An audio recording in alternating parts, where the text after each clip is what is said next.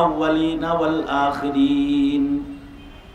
আল্লাহর নবী বলেন যে আমাকে আল্লাহ তাআলা আউয়ালিন ও আখিরিনের সব ইলম দান করেছে। নবীজির ইলম বেশি। আমাদের নবীজির ইলমের আরেকটা কামাল, আরেকটা ইজাজ, আরেকটা বিশেষত্ব হলো আমাদের নবীজিকে আল্লাহ তাআলা যে ইলম দিয়েছেন এই ইলমগুলো জাওয়ামিউল কালিম, ছোট ছোট কথার ভেতরে এক সাগর সাগর নসিহত আমাদের নবীজিকে আল্লাহ তাআলা দান করেছেন। এই কারণে আমাদের নবীজির ঘন্টার পর ঘন্টা ওয়াজ করা লাগে নাই।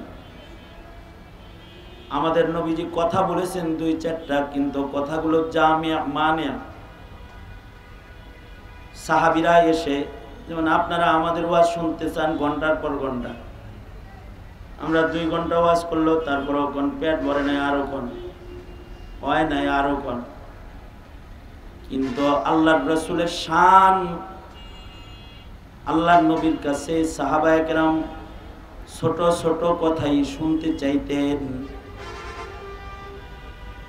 এক সাহাবী এসে আল্লাহর রাসূলকে বলে, আউসিনি ইয়া রাসূলুল্লাহ ওয়ালা তুকসির আলাইয়া, ও আল্লাহর নবী আপনি আমাকে ওয়াজ করেন, নসিহা করেন, নসিহতটা ছোট করে করেন, বড় করে করবেন না, সংক্ষিপ্ত নসিহা করেন।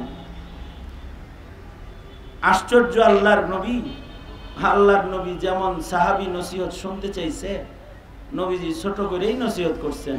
নবীজি বললেন, লা তাগজাব, রাগ করো না। এই ছোট্ট একটা কথা, এটা শুধু একটি কথা নয়, এক সাগর নসিহা এর ভেতরে লুকিয়ে আছে। কারণ মানব জীবনে মানুষ যত গুনাহ করে, সব গুনাহ 2 কারণে করে। মূল উৎস গুনাহের 2টা, একটা হলো শাহওয়াত আর একটা হলো গাযাব। প্রবৃত্তির চাহিদার কারণে মানুষ গুনাহ করে। তো আল্লাহর রাসূল সাল্লাল্লাহু আলাইহি ওয়াসাল্লাম সাহাবীকে ছোট করে নসিহত করেছেন, লা তাগজাব, রাগ করো না। তার মানে নবীজি সাহাবীকে অর্ধেক গুনাহ থেকে, অপরাধ থেকে বাঁচার কৌশল নবীজি শিখায় দিয়েছেন। নবীজির এই একটা নসিহা আমল করলে অর্ধেক অন্যায় অপরাধ থেকে মানুষ বেঁচে যাবে। লা তাগজাব, রাগ করেন না। এ কারণে আল্লাহর রাসূলের রাগও কম ছিল। নবী আলাইহিস সালাতু ওয়াস সালামের তাহাম্মুল সর্বোচ্চ। আমাদের মুরব্বীরা বলে, রেগে গেলেন হেরে গেলেন, রেগে গেলেন হেরে গেলেন, আর ধৈর্য ধরলেন তো জিতে গেলেন। এ কারণে সাহাবায়ে কেরামেরও ধৈর্য বেশি ছিল, নবীজিরও ধৈর্য বেশি, সাহাবায়ে কেরামেরও ধৈর্য বেশি, আইম্মায়ে মুজতাহিদিনদেরও ধৈর্য বেশি, আলেমদেরও ধৈর্য বেশি, ইমাম সাহেবেরও ধৈর্য বেশি। তাছাড়া ইমাম সাহেবের গায়ে বুঝি রক্ত মাংস নাই, যে উল্টা পাল্টা ব্যবহার করো ধৈর্য দেখে কিছু বলে না। তাছাড়া শিয়ালে যেমন মুরগি ধরে, তোমার ওইভাবে ধরে বলতে বলে, ধৈর্য না থাকবে, ধৈর্য বেশি। আমাদের আইম্মায়ে মুজতাহিদিনদের ধৈর্য আজব ধৈর্য ছিল। সাহাবায়ে কেরামের ধৈর্য আশ্চর্য ধৈর্য। এক লোক ইমামে আজম আবু হানিফার ধৈর্য পরীক্ষা করতে এসেছে। আলেম তো বড়, ধৈর্য কিরকম দেখি, ধৈর্য পরীক্ষা করবে কেমনে? ইমামে আজম আবু হানিফা রাহমাতুল্লাহ আলাইহি তো আজব আবেদ ছিলেন। সুদীর্ঘ 40টা বছর ইশার ওযু দিয়া ফজর পড়েছেন, সারা রাত নামাজ পড়তেন, রাত্রে ঘুমাতেন না। ইমামে আজমের ঘুমের সময় ছিল যোহর থেকে আসর। কাইলুলার যে সময়টা, এই সময়টা একটু লম্বা করে উনি ঘুমায় নিতেন আসর পর্যন্ত। এই লোক ঘুমের টাইমে ডিস্টার্ব দিতে আইছে যে যখন তখন যাবো না, যখন ঘুম আয় এই সময় যাবো।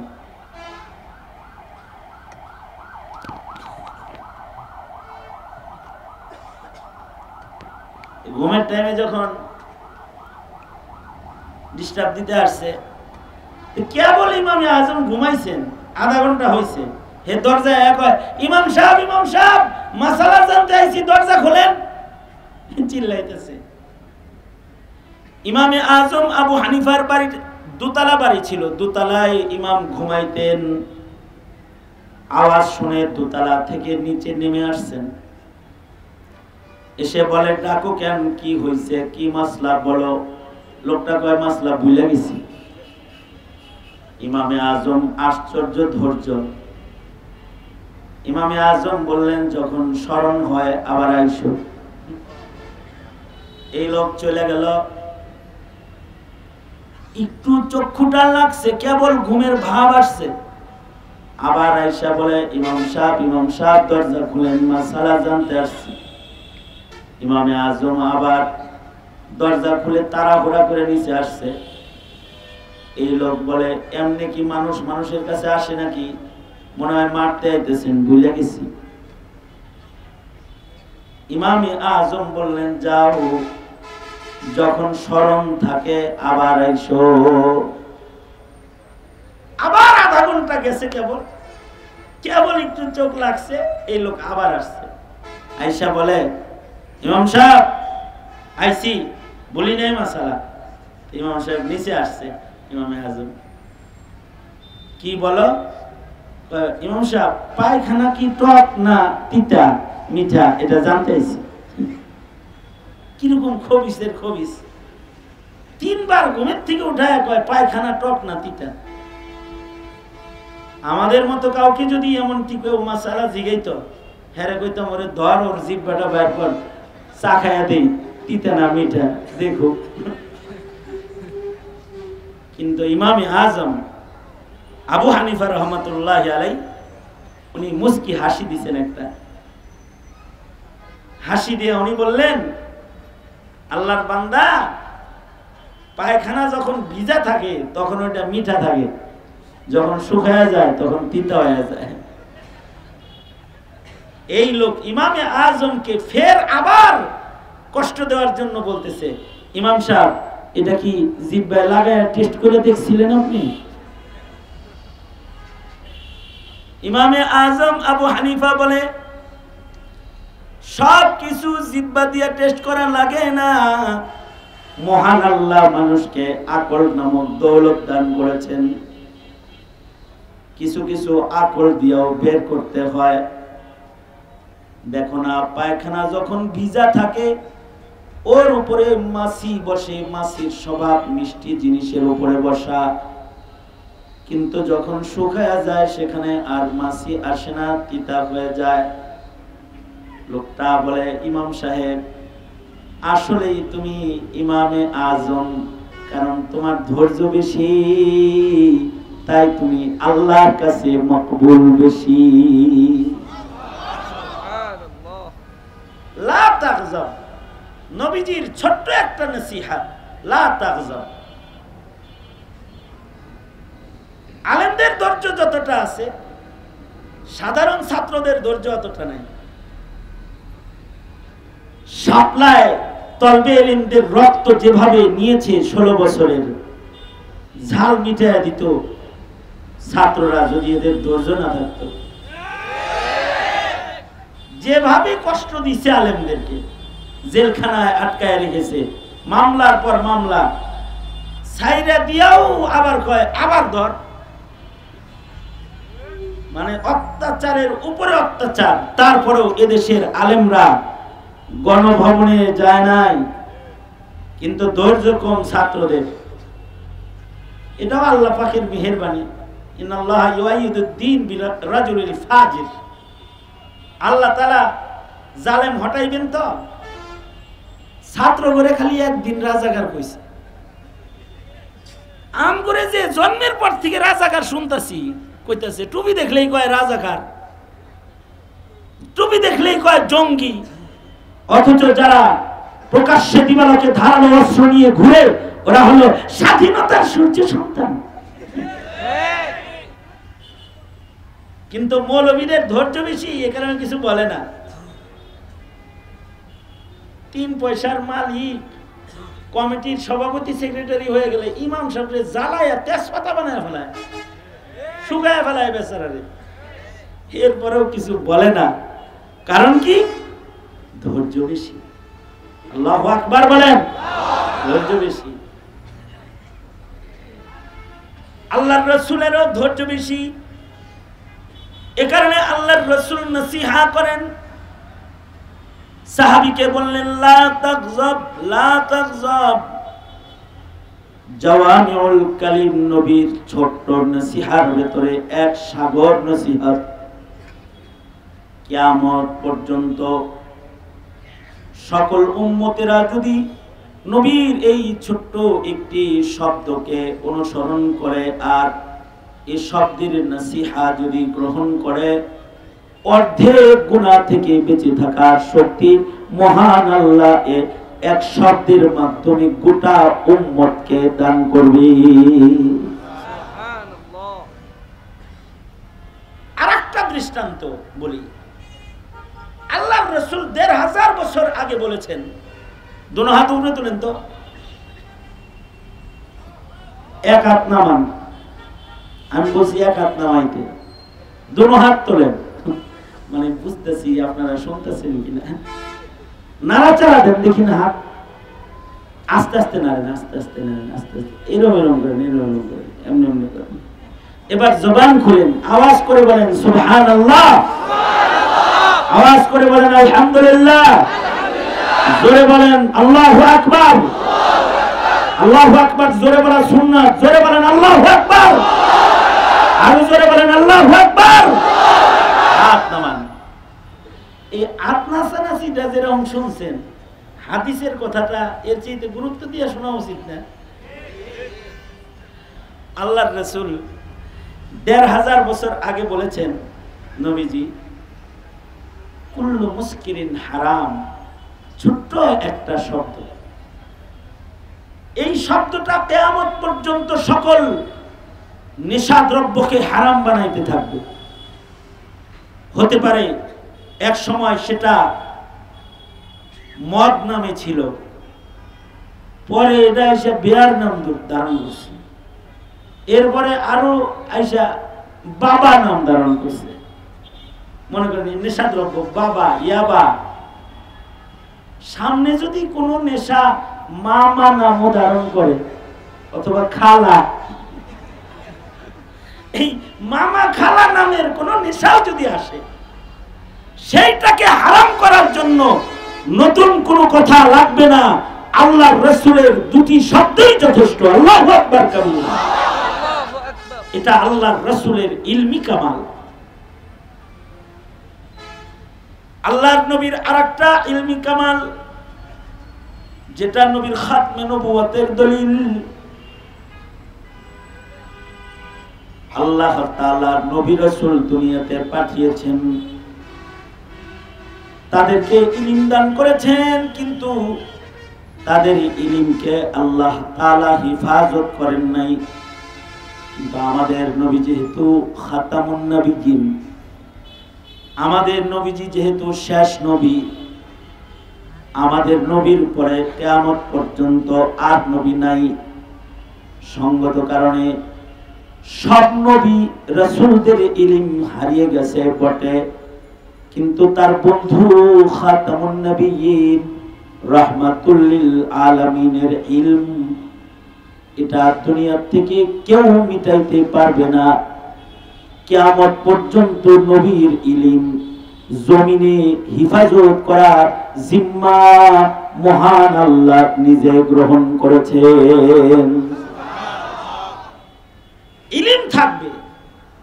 ১৫০০ বছর আগে কোরআন যেমন ছিল এখনো তেমনি আছে, ইসরাফিলের বাঁশি বাজা পর্যন্ত তেমনি থাকবে। আল্লাহু আকবার জোরে করে বলেন। কারণ নবী খাতামুন নবিয়্যিন। কিয়ামত পর্যন্ত মানুষের নবীর ইলম, কিয়ামত পর্যন্ত নবীর উম্মতকে পথ দেখাইতে থাকবে। আর একটা আশ্চর্য বিষয়, আজকাল তো খালি মৌলবী মাইনাস করো, তবলিগীরা কয় মোল্লা মাইনাস, চিল্লা লাগবো, মোল্লা লাগবো না। কিছু তবলিগীরা বলে সাল লাগবো, মাল লাগবো না, ইলিম যে একটা মাল এটা লাগে না, সাল লাগে, মোল্লা মাইনাস আমল। খানকা যারা করে, খানকা এখন এক সময় আলেম দিয়ে খানকা হতো, এখন গরু ছাগল দিয়েও খানকা হয়। শুধু গরু ছাগল না, খানকি দিয়েও খানকা হয়, নাচ আর গান আর বাদ্য দিয়েও এখন খানকা হয়। আলেম মাইনাস। সর্বোপরি দেশ যারা চালায়, এক সময় যারা দেশ চালাতো তারা মৌলবীর কাছ থেকে জিজ্ঞাসা করে করে দেশ চালাইতো। এটা ইতিহাস, রাজা বাদশাদের ইতিহাস পড়ো, ইসলামের ইতিহাস পড়ো। মুসলিম দেশের মুসলিম রাজারা নাস্তিকদের সাথে বুদ্ধি করে দেশ চালাতো না, তারা দেশ চালাইতো আলেমের সাথে বুদ্ধি করে। কিন্তু আজব আমল, আজগবি যুগ, এখন মোল্লা মাইনাস। এ কারণে যারা দেশ চালায় তারা উপদেষ্টাতেও আলেম নিতে রাজি না, নাট্যকার নিতে রাজি, নাস্তিক নিতে রাজি, শাহবাগীরে নিতে রাজি, আলেম নিতে রাজি না। তার মানে কি? আলেম মাইনাস, আলেমরে বাদ দাও। শিক্ষা কমিশন গঠন করবে 17 কোটি মুসলমানের দেশের শিক্ষা কমিশন, এখানে মোল্লা মাইনাস কর্মসূচি, নাস্তিক প্লাস মোল্লা মাইনাস, মৌলবীরে রাখা যাবে না। আসল কথা হলো আলেমদেরকে আসলে ভয় পায়। আলেমদেরকে কি কয়? ওরা যে বলে না যে এরা এই অশিক্ষিত, মৌলবীদেরকে অশিক্ষিত বলতে চায়, বুঝাইতে চায় আমাদের মতো শিক্ষিত লোকের সাথে হের মতো মোল্লা চলে না। আসলে একটা মোল্লার সাথে তোমার মতো 24টা শিক্ষিত চলে না। আসলে কিন্তু ভয় পায়। ভয় পাওয়ার একটা কারণও আছে, কারণ শয়তানের কাছে আবেদ যতটা ভয়ঙ্কর, তার চাইতে অনেক বেশি, 1000 গুণ বেশি ভয়ঙ্কর হলো শয়তানের কাছে আলেম। কথাটা আমার না, কথাটা জাওয়ামিউল কালিম নবীর কথা। আল্লাহর রাসূল বলেন, ফাকিহুন ওয়াহিদুন আশাদ্দু আলা শাইতানি মিন আলফি আবিদিন। আল্লাহর রাসূল বলেন 1000 চিল্লা সালওয়ালারে শয়তান যত ভয় না পায়, একটা মৌলবীরে তার চেয়ে বেশি ভয় পায়। কে বলেছে? এই কথা বলেন না, কে বলেছে? আল্লাহর রাসূল বলেছেন, একজন ফকিহ, একজন আলেমে দ্বীন 1000 আবেদের চাইতে শয়তানের উপরে বেশি প্রভাব রাখে। কারণ আলেমের কাছে ইলম আছে, ফাঁক ফোকর দিয়ে নাজায়েজ কথাও বলা যায় না।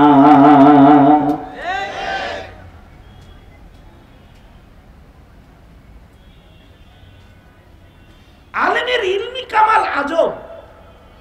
আমাদের ইমাম আবু ইউসুফ রহমতুল্লাহ আলাই, হানাফি মাযহাবের একজন ইমাম আবু ইউসুফ রহমতুল্লাহ আলাই,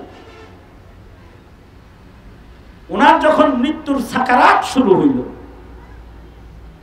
মরার সময় ওনার পাশে ছাত্ররা আছে, ইমাম আবু ইউসুফ রহমতুল্লাহ আলাই। ইমাম আবু ইউসুফ রহমতুল্লাহ আলাই ডেইলি 300 রাকাত নফল নামাজ পড়তো। সুবহানাল্লাহ। আগামীকাল কি বললেন?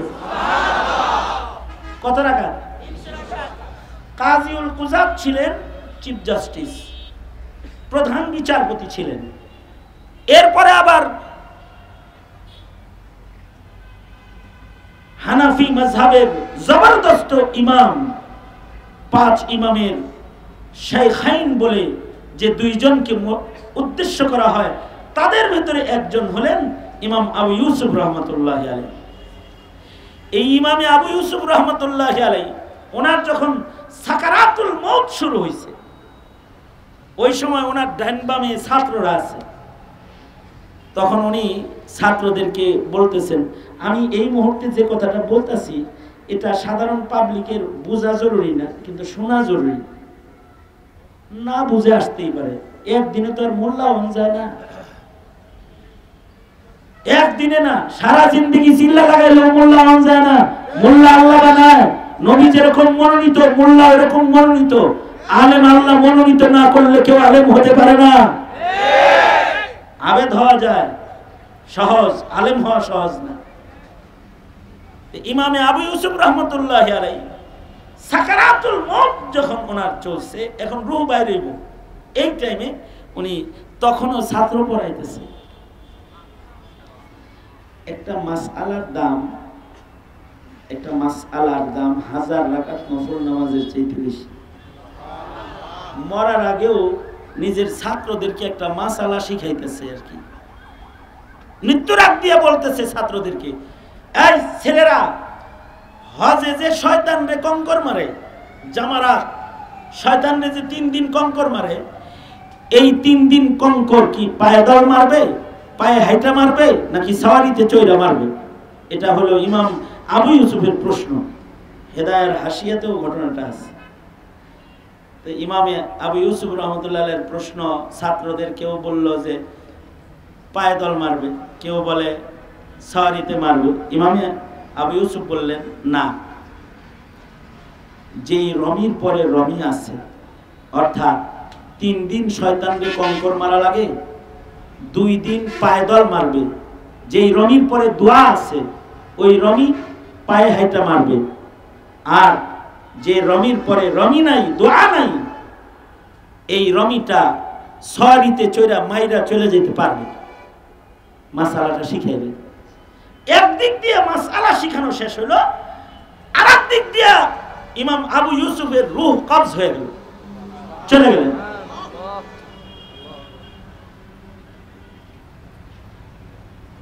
ফকিহুদ দুনিয়া, সারা দুনিয়া যাদেরকে ফকিহ হিসাবে চিনে, তাদের মধ্যে একজন মরার সময় শয়তান মারার মাসআলা শিখাইতে শিখাইতে মরতাছে।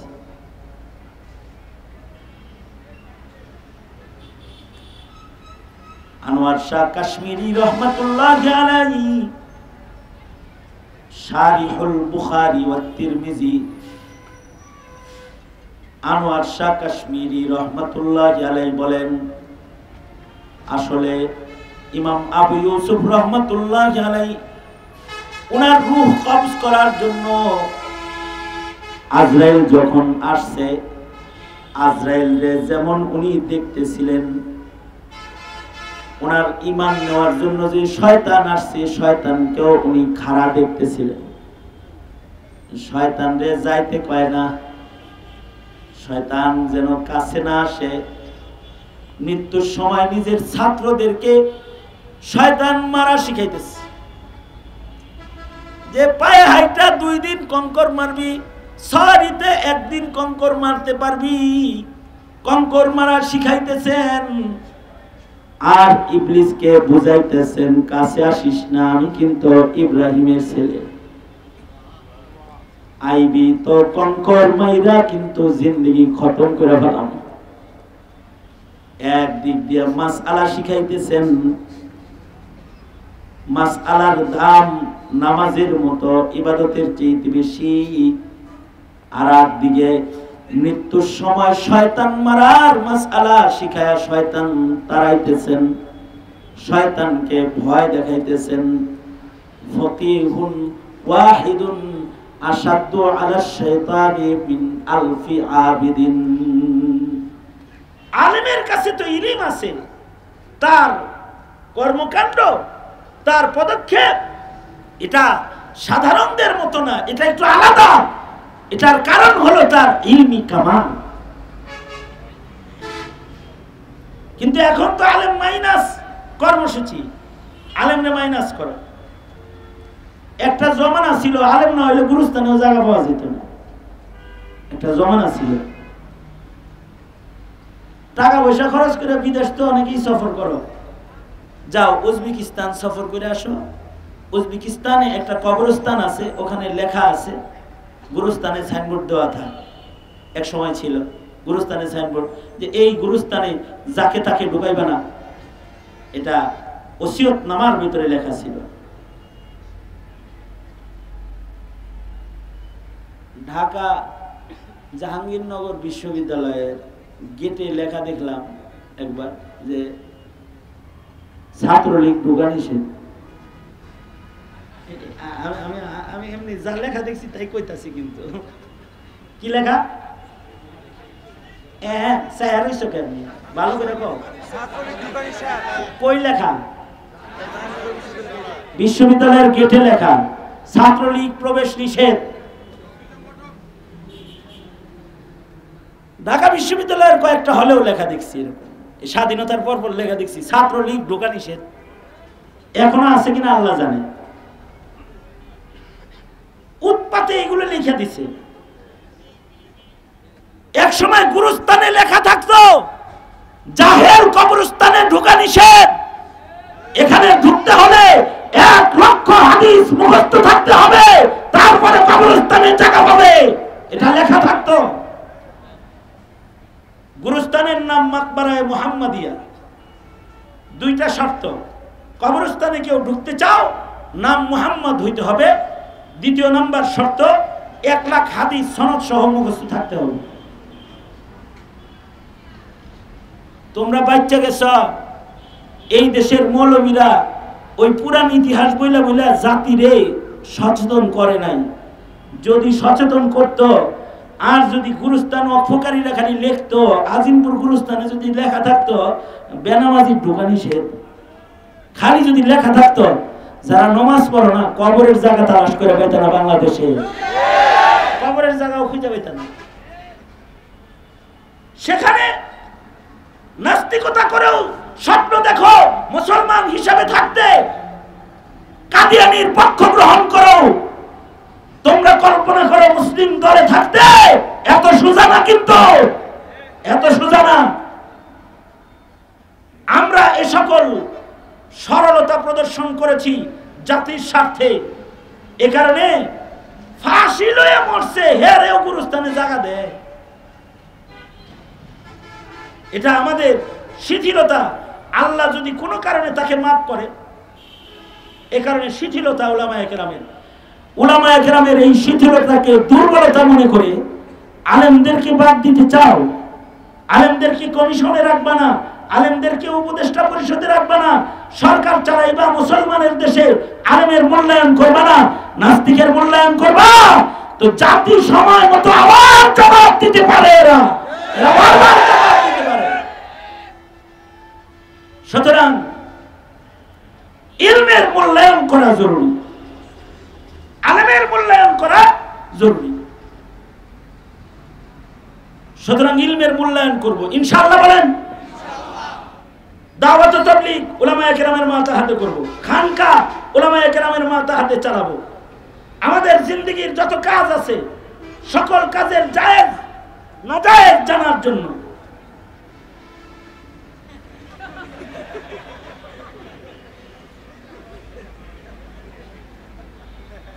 এই পিছনে বসে থাকলে চলে, চাঁদের মতো চেহারা লয়ে চেহারা বসে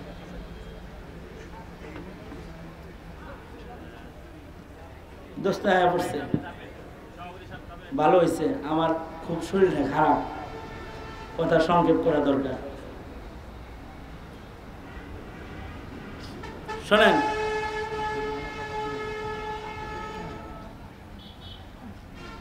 সুতরাং আমি যেটা বলতে চাই আর কি, সেটা হলো আলেমের দরকার আছে না নাই? আওয়াজ করে জোরে বলেন, আছে না নাই? বিজ্ঞান যত বেশি পড়বা মোল্লার হাজত তত বেশি পড়বে। বিজ্ঞান যত বেশি পড়বা, বিজ্ঞানের উন্নতি যত করবা, তত মোল্লার প্রয়োজন বেশি পড়বে। কেমনে পড়বে? খালি এই কথাটা উদাহরণস্বরূপ বলতেছি, আশ্চর্য একটা হাসির কথা। মুফতি আজম শফি রহমতুল্লাহ আলাই উনি বলছেন, বেশি বাড়বে মোল্লার দরকার তত বেশি হবে। এখন বিজ্ঞানের উৎকর্ষের দেশ না, মোল্লার দরকার বেশি। উনি উদাহরণ দিয়ে বলেছেন যে দেখো এখন বিজ্ঞান উন্নতি করতে করতে করতে করতে একজনের চোখ আর একজনের চোখের জায়গায় লাগায়, একজনের কিডনি আর একজনের কিডনির জায়গায় লাগায়। আচ্ছা দেখেন তো, পেঁয়াজ তো একটা দুইটা না, আপনি চোখ দিয়ে পড়তেন কোরআন শরীফ, এ চোখ দিয়ে দেখেন সিনেমা, বেজার লাগছে না? গুনাহ কার আমল নামায় যাইব? চোখ আল্লাহর আমল নামায় না যে দেখতেছে তার আমল নামায়? একটা পেঁচপুচ লেগে গেছে না? আল্লাহ তো দিয়েছিল চোখটা আপনারে, আপনি দিলেন আর একজনে। আচ্ছা এগুলো তো খুব সহজ জিনিস। কিডনি আপনারে দিছে, আপনি দিলেন আর একজনে। বিজ্ঞান তো এখন সেটিং করে দেয়, টাকা হইলে কিডনি পাওয়া যায়, কিনা লাগায় হালায় একটা। কিন্তু জায়েজ না না জায়েজ মাসআলা তো দিবে উলামায়ে কেরাম। অথবা এই কিডনিওয়ালা যে এখন এই যে কিডনি পায়ে আবার যে সিনেমা করা শুরু করছে, এক নায়কের ব্যাপারে দেখছি, হে নাকি কিডনি লাগায় আবার সিনেমা শুরু করছে। এখন চিন্তা করেন তো, এই নায়ক যে এই যে কিডনি লাগায় সিনেমা করতেছে, এখন হের সিনেমার গুণা তো দুই ভাগ হওয়ার কাম হয়ে গেছে। যার কিডনি হেও কিছু পাইব না তাহলে? যার কিডনিটা তো দিছিল আল্লাহ হেরে, হে যে দিছে নায়ক রে। এর চেয়ে আশ্চর্য কথা হইল, মুফতি আজম বলছেন একটা সময় আসবে যখন মানুষ কিডনি ট্রান্সফার না নুন ট্রান্সফার করবে। মানে দারিদ্রতার কারণে দেখা যাবে যে পুরুষ অঙ্গ বেচা লাইছে, রক্ত বেচে নাই, কিডনি বেচে নাই, সোনা বেচা লাইছে। বুঝলেন না কথাটা? এখন বিজ্ঞানের উন্নতি মনে করেন এত বাড়ছে যে সে একজনের নুনু আর একজনের নুনুর জায়গায় সেটিং করে হালাইছে। আচ্ছা যদি করে, মনে করেন করে ফেলাইল, করার পরে হে যদি বিয়া করে, বিয়ার পরে যদি একটা ছেলে হয়, এখন মাসআলা আসবে এই ছেলেটা আব্বা কাকে বলবে? যার নুনু কাইটা আনছে হেরে বলবে, যার না যার যৌবন শক্তি ব্যবহার হয়েছে তাকে আব্বা বলবে, কারে আব্বা ডাক দিবে? মাসআলা আসবে। জাগতিক বিজ্ঞান আর জাগতিক শিক্ষা বাইকটা নিজের বাপটা বাইর করতে পারবে না যতদিন পর্যন্ত ইলমের আশ্রয় গ্রহণ তোমরা না করবে। সুতরাং মোল্লারে বাইপাস করা যায় না, মুসলমানের মাটিতে আলেমদেরকে বাইপাস করে কোনো কাজ চলতে পারে না, চলতে দেওয়া হবে না। আল্লাহ তাআলা উলামায়ে কেরামের কদর বুঝার করার তৌফিক দান করুন।